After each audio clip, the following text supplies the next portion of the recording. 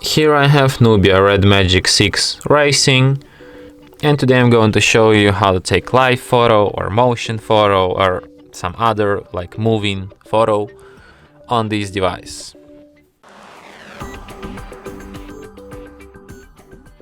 So to do this, firstly you have to open camera, then tap on the arrow here and tap on this icon which is like says smart photo off or on. So let's try the smart photo out. So like this smart photo works the way that when you like take picture,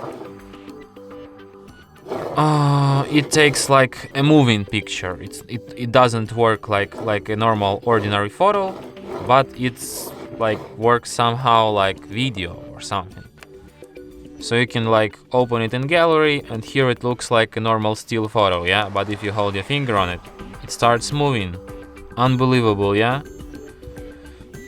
This is just the magic of technology. So yeah.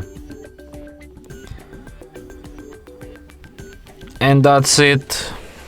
Thanks for watching.